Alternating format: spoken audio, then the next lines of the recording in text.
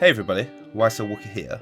In this video we'll be taking a look at a post that PUBG has put out detailing changes that have been made to the console UX in update 11.2 and update 12.1 and what they aim to make better further down the line. Hope you enjoy the video and find the information useful. If you do, like and subscribe to see more and leave a comment and let me know what you think about this. So, this is what PUBG had to say. Since the introduction of PUBG on console devices via Xbox in December 2017, PUBG UX has made several major and minor improvements through 1.0 and PlayStation releases in 2018 and Stadia's release in 2019. The reason we want to keep improving is to make it more suitable for the console environment. However, no matter how positive these improvements are, we fully understand that the UX requires getting used to for players who are already familiar with the existing UX.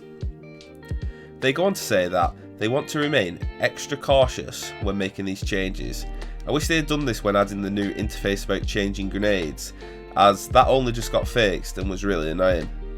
Update the store layer and pass layouts are fine, but anything that affects gameplay should have an option to choose the old or new system so players can choose whether to use it or not.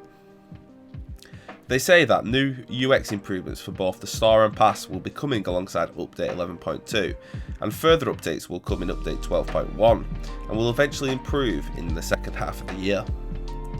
They outline the first issue as being the consistency of the UI/UX in terms of navigation, key bindings, display of keybinds and visual design, and through these updates hope to make these all uniform so that it is consistent throughout the game.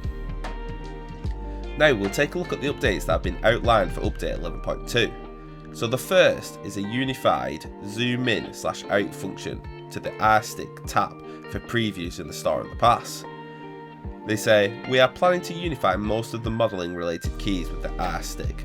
So whenever you're trying to zoom in or zoom out or rotate, it's all going to be done with that one stick. So it's not just suddenly a different button or you have to click it again because you clicked the wrong thing. So it's just a nice quality of life feature. The next one is they changed the preview key to the A/X button depending on if you're PlayStation or Xbox in the store.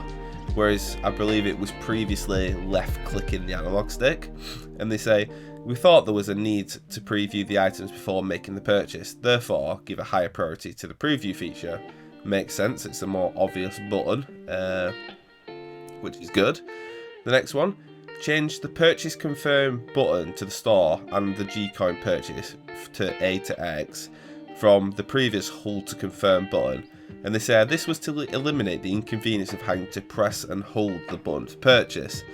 I mean, this one's fine for me personally, but I imagine people might accidentally start purchasing things if it's just a button press and not a confirm, unless you have to just press it twice, so once to click it and then a second time to confirm it. I suppose then you've still got that backup press. But holding didn't particularly bother me too much in that case.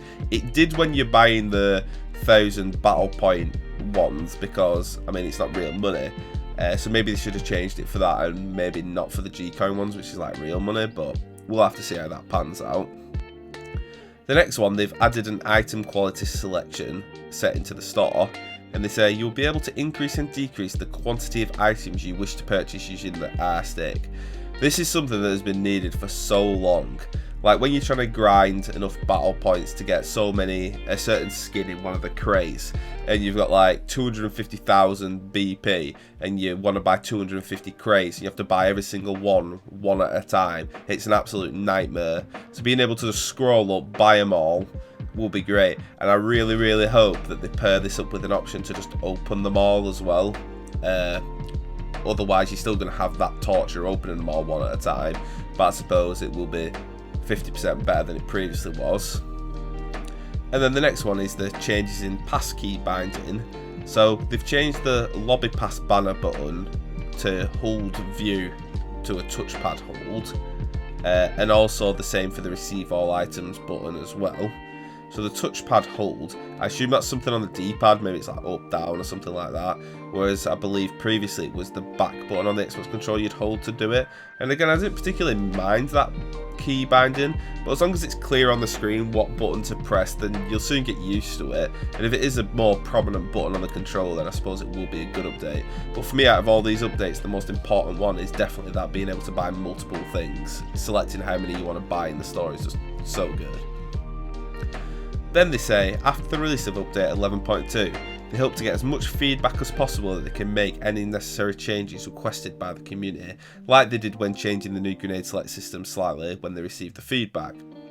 So that concludes our video and our look at the upcoming UX changes for update 11.2 and 12.1. Hope you enjoyed the video and found the information useful. If you did, like and subscribe to see more, and also follow on Twitter and TikTok for even more gaming content. Wookie out.